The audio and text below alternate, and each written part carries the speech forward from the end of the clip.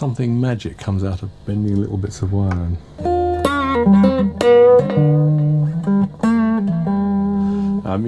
You do it absolutely all the time, a little bit, so that every note is tiniest little things, which is what makes the guitar sort of so personal.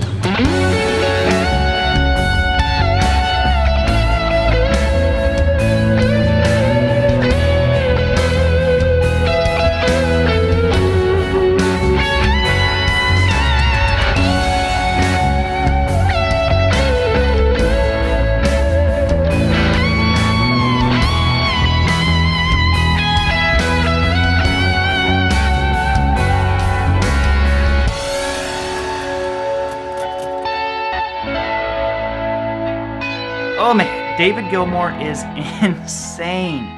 I mean, learning one of his solos is so unexpectedly difficult, and I mean that with all respect to Gilmour, but you hear it, it's very melodic. You're like, okay, there's no crazy sweeping or any of this stuff, and then you go to learn it, and you're like, wow, the more you listen to it, the more difficult it is. Now, if you're a mortal like myself, we can't play it exactly like Gilmour. There are so many thousand little micro bends and phrasing things that he does, but it doesn't mean there's not a lot that we can take away from it to put into our own playing. So I've got a little section here of the time solo that we're going to break down. Now I will have tabs and the avoiding copyright backing track for you down below.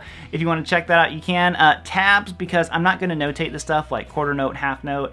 I don't actually even know how to technically notate some of the stuff we're going to be covering today, because it's just crazy David Gilmour stuff. So anyways, that's all linked down below for you. If you would, subscribe, and if you have time, check out my brand new 5-day fretboard challenge. It's totally free, and kind of put your playing through the paces a little bit. So anyways, okay, so for the solo, behind it, what's happening is basically is an F sharp minor chord, then we go to an A, E major, and then back to that F sharp minor. Now the next section, which we're not going to cover today anyways, goes to that D major 7, which is really cool, but that's another day. My fingers literally can't handle it. And just warning, I did break 2 high E strings learning this solo on that 19th fret bend, so careful, don't get too carried away like I did, and try not to break your strings. So this section kicks off like this.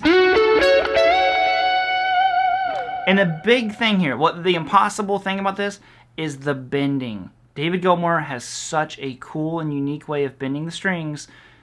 Take your time with it, get as close as you can. That's kind of my approach to it. I was like, you know what? I'm not Gilmour. I'm not going to be able to get it exactly like David. We're starting off here with something kind of cool. That's why I picked this section. Was we're doing an F sharp minor triad. Right there. So you're going to go 16th fret on the D, 14th fret on the G, 14th fret on the B.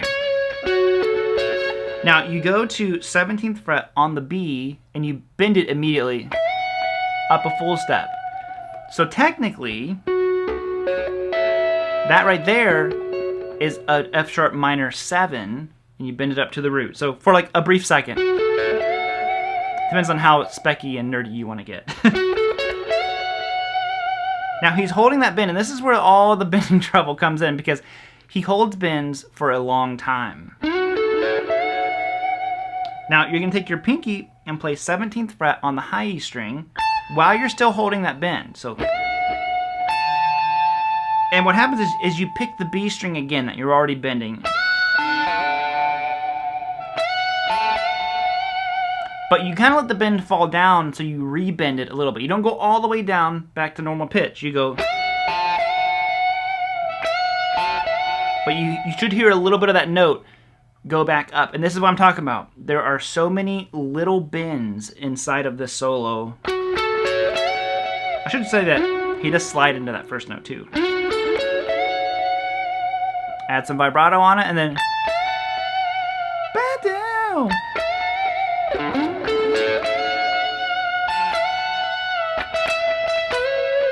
And you can hear he kind of hits this, he unbends the 17 on the B, and he just picks like, it's pretty quick. When you listen to the isolated tracks or slow it down, you hear him really, he picks it like 3-4 times. Now after that, he goes to 16 on the G, up a full step. And then you're gonna do like 3 more bends here. You're gonna pick it again, so, and you kind of go past the full step. So you go,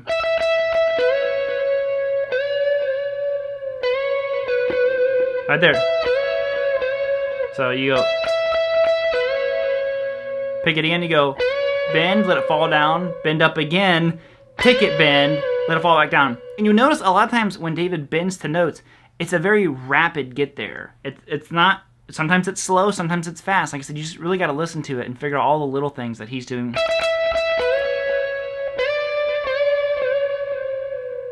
Okay, it's kind of like that, you know.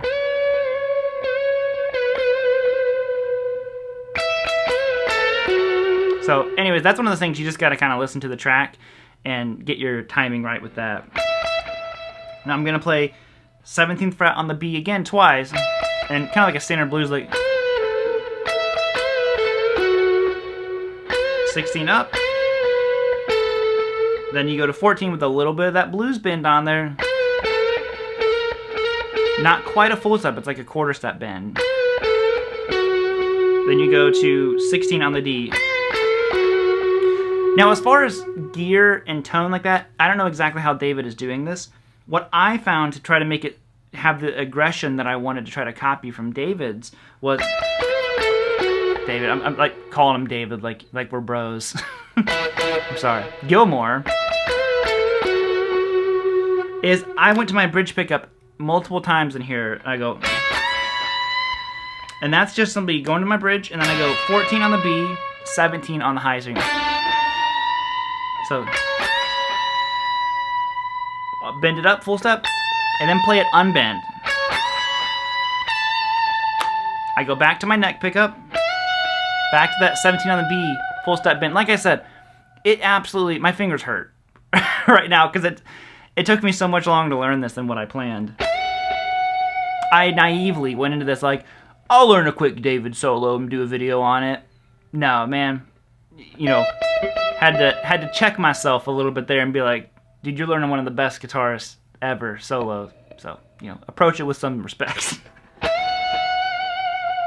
Now, I've seen this played multiple ways from different people. After you bend that 17 up, some people go like this, up to 19 on the B and slide down.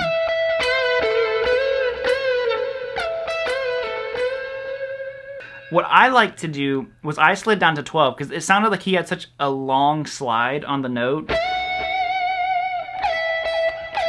I just like the way that sounded better, going down to 12 on the high string, so that's how I'm going to show it to you, but he could be playing this differently. So I slide down to 12 and I pick it again.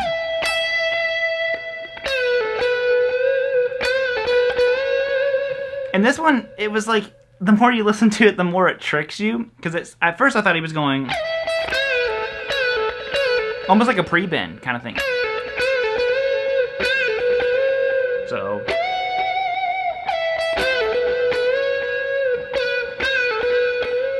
It's just, it sounds like there's a little bit of a pre-bend in there. I don't know.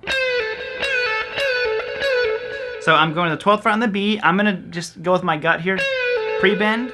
Let it fall down and pull off the 10, back to 12, and you bend it up a full step. So,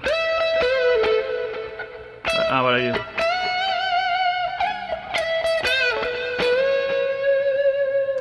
do? Back to my bridge pickup, and I go, it kind of sounds like he like rakes the strings a little bit, because it gives it a little bit more attitude.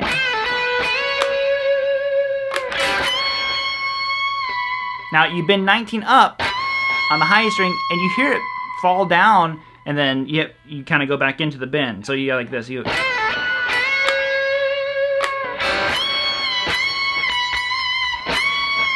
to it fall. Bend it up again. Unbent 19 twice, and then he just outlines an E major.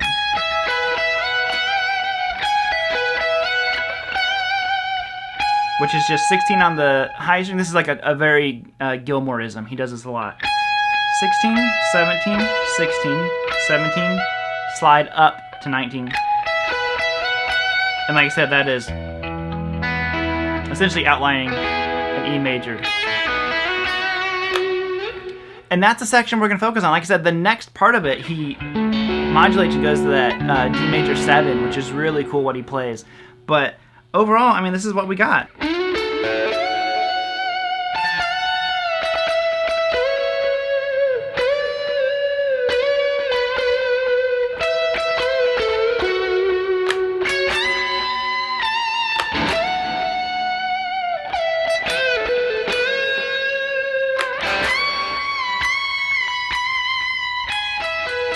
Alright gang, I think that'll do it for us here today. So I'm by no means a David Gilmour expert. There's so many of you who know so much more about his playing than I do. So if I'm playing something wrong, please let us know down below in the comment section. It's totally cool. And other than that, make sure you guys get the tabs, the copyright-free backing track, and try the 5-day challenge if you would. That's all linked down below for you. And I'll be seeing you all at the next video. If you're here at the end, do me a huge favor, subscribe, and bam. End with that chord right there. Bye, guys.